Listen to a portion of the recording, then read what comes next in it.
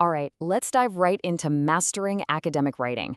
In this explainer, we're going to break down the 10 keys you absolutely need to make your work credible, clear, and super convincing. Let's get to it. So, have you ever had that feeling? You write something, you pour your ideas onto the page, read it back, and just think, oh, this doesn't sound academic at all. It's a really common frustration, believe me. But here's the secret most people miss. Academic writing isn't about using a bunch of fancy, complicated words to sound important. Not at all.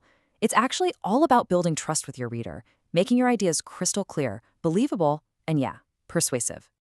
To help you do that, we've got a really simple roadmap today. First, we're going to crack what I call the code of credibility. Then we'll get into the blueprint for building a strong argument. And finally, we'll talk about adding that final polish that makes all the difference. Okay, let's kick things off with Section 1, the Code of Credibility. This is all about those foundational things that make your reader actually trust what you're saying from the get-go. First up is formal tone. You can almost think of it like a dress code for your writing. By avoiding slang and contractions, you're showing respect for the topic and for your audience. It kind of signals, hey, I'm here to have a serious, scholarly conversation. And check out this transformation on the slide. The informal sentence, kids learn better when teachers make things fun, is fine for a chat. But look at the formal one. It's way more precise. It uses young learners, not just kids, and engaging is a much more descriptive word than fun. That little shift, it instantly adds a layer of authority. Next is clarity and precision. And this one is huge. In academic writing, there is just no room for guesswork. Your goal is to be so clear that your ideas can only be interpreted one way. And that means you have to choose your words very carefully, because even a little bit of ambiguity can totally weaken your argument. This illustrates the point perfectly. Many things affect learning. What does that even mean? They could be anything. But the precise version, it names specific factors like motivation and prior knowledge. It gives your reader real, concrete information and shows you've actually thought this through. Now, let's talk about objectivity. This is all about taking yourself out of the equation. The focus has to be on the cold, hard evidence, not on your personal feelings or what you believe. This is how you build that trust we were talking about. You're showing your conclusions are based on facts that anyone can go and check. And you can really see the difference here, right? I believe is just an opinion. But saying a method has been shown to be effective, well, that points to external proof. It tells the reader there's research out there to back this up, which is way more convincing.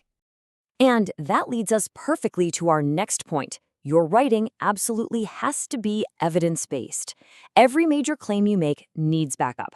This isn't just about proving you're right. It's about showing that you're part of a larger academic conversation, that you're building on the work others have already done. So, the key thing on this slide is that tiny little part in parentheses, Robin 2008. That is a total game changer. It takes a simple statement and turns it into a credible, verifiable fact. You're not just saying it's useful, you're showing who proved it.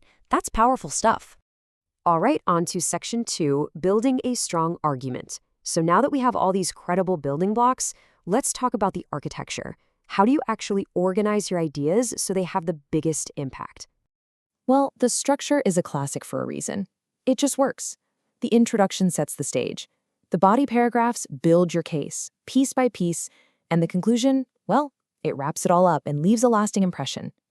This structure makes even really complex ideas so much easier to follow. Just look at this opening statement. The first one is kind of a mess, right? It's just a list of random thoughts. But the well-structured one, it's like a mini roadmap. It tells the reader exactly what this paper is going to do. It's clear, it's focused, and it gets right to the point. Next, let's talk about coherence and cohesion. Think of these as the bridges between your ideas. Transition words, like therefore, however, or in addition, they guide your readers smoothly from one point to the next and show how all your ideas are logically connected. This is just a perfect demonstration.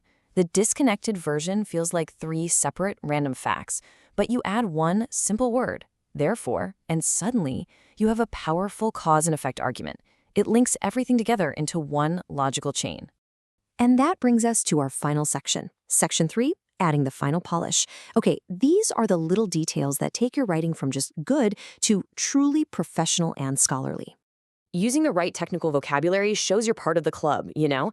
It's not about being confusing, it's about being precise. Pedagogical strategies is just so much more specific than ways to teach.